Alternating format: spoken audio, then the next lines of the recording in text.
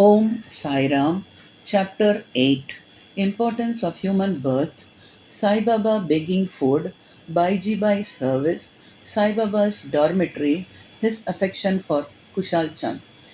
As hinted in the last chapter, Hemant Pant now explains at length in his preliminary remarks the importance of human birth and then proceeds to relate how Sai Baba begged his food, how Baiji Bai served him, how he slept in the masjid with Tatya Kote Patil and Masal Pati, and how he loved Kushal Chand of Rahata.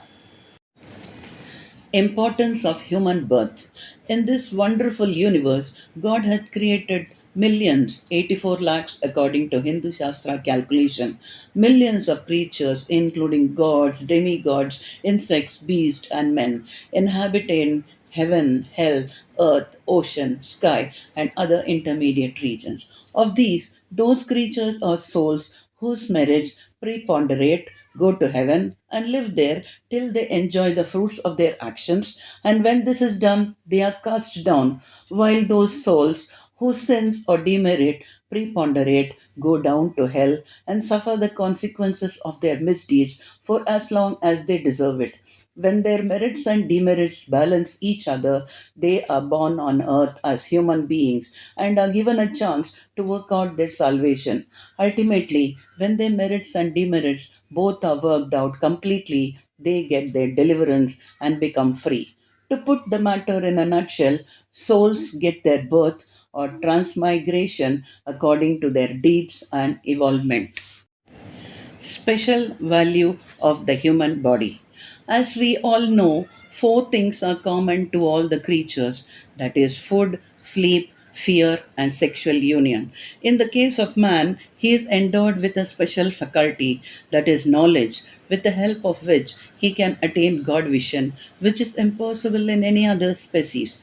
It is for this reason that gods envy the human species and aspire to be born as men on earth so as to get their final deliverance.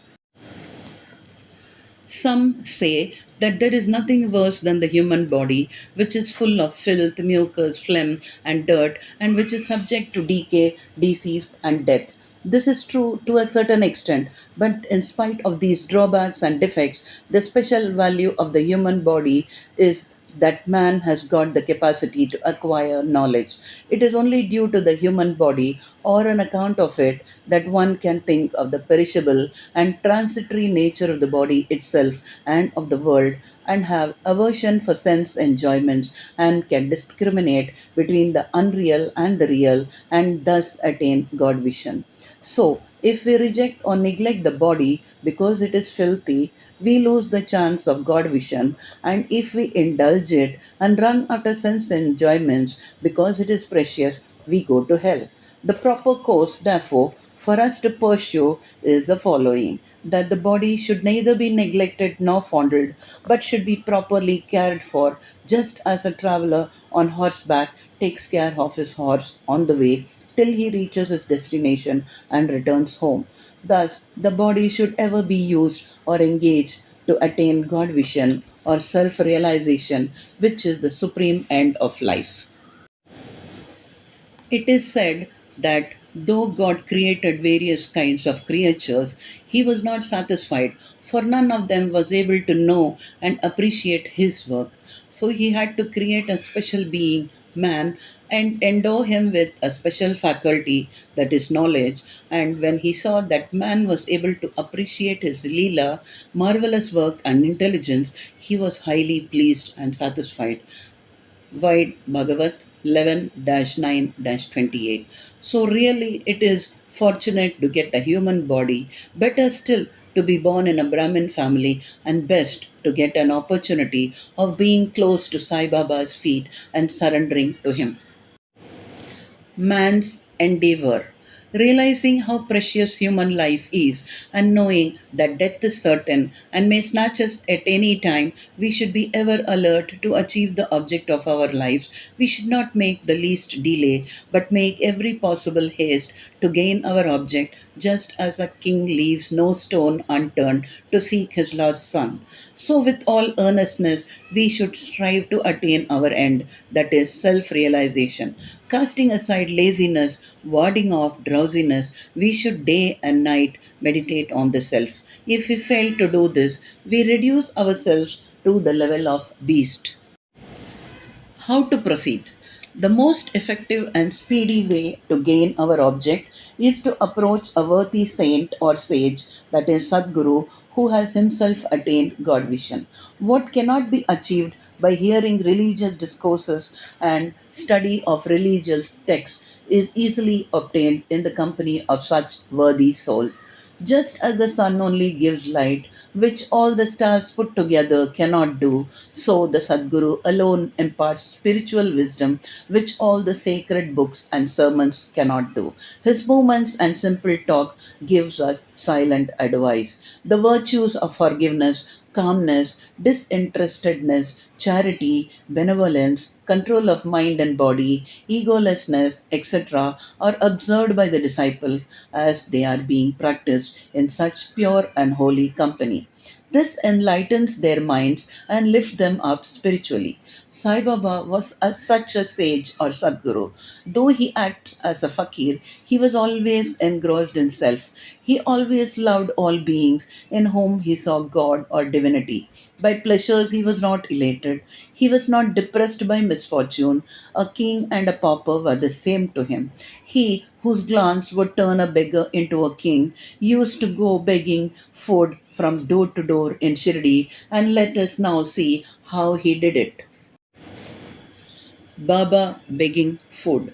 Blessed are the people of Shirdi, in front of whose houses Baba stood as a beggar and called out, O Mai, give me a piece of bread, and spread out his hand to receive the same. In one hand he carried a tin pot, and in the other a zoli, that is, a rectangular piece of cloth. He visited certain houses daily. Liquid or semi liquid things such as soup, vegetable, milk, buttermilk were received in the tin pot, while cooked rice, bread, and such solid things were taken in the zoli. Baba's tongue knew no taste as he had acquired control over it.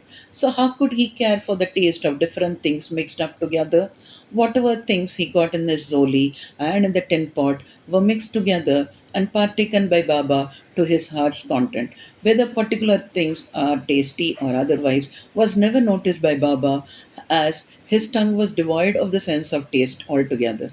Baba begged till noon, but his begging was very irregular. Some days he went for a few rounds, on other days up to 12 noon. The food thus collected was kept in an earthen pot. Dogs, cats, and crows freely ate from it, and Baba never drove them away. The woman who swept the floor of the masjid took some 10 or 12 pieces of bread to her house, and nobody prevented her from doing so. How could he, who even in dreams never warded off cats and dogs by harsh words and signs, refuse food to poor helpless people? Blessed indeed is the life of such a noble person. People in Shirdi took him in the beginning for a mad fakir. He was known in the village by this name.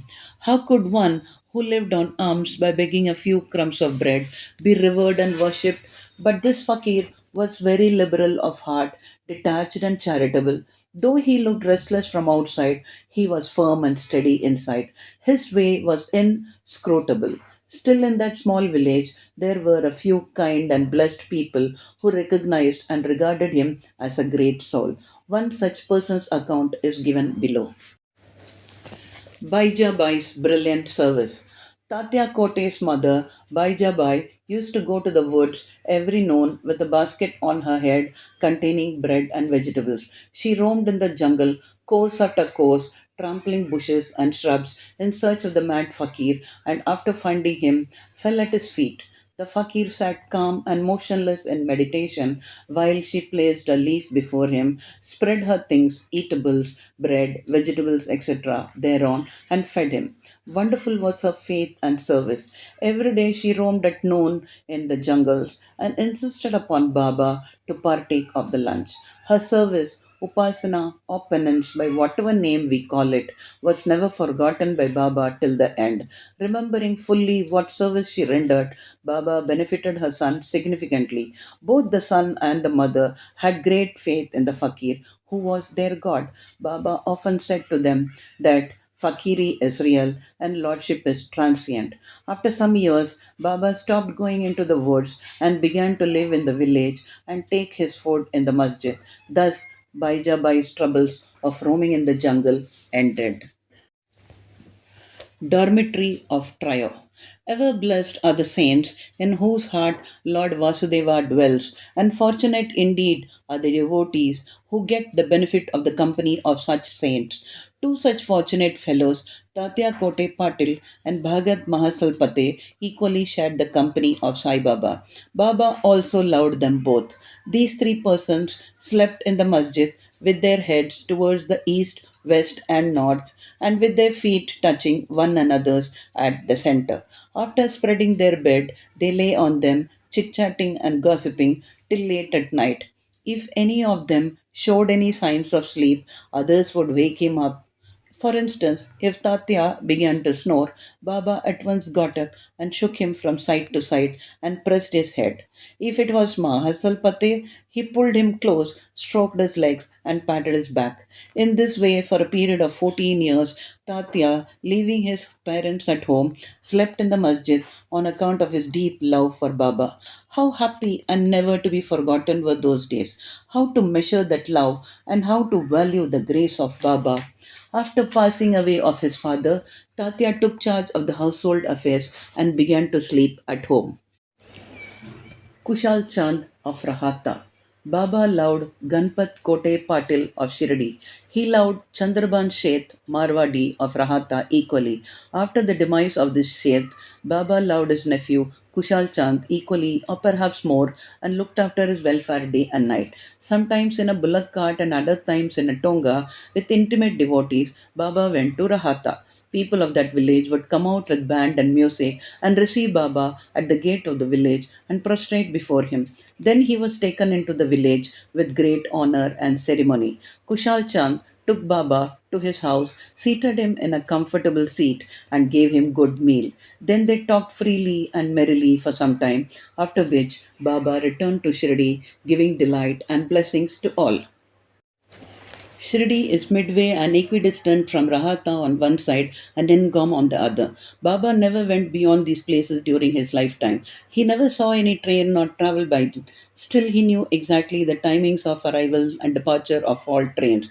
Devotees who acted according to Baba's instructions given at the time of taking his leave fared well, while those who disregarded them suffered many a mishap and accident. More about this and other matters will be told in the next chapter. Bow to Sri Sai, peace be to all.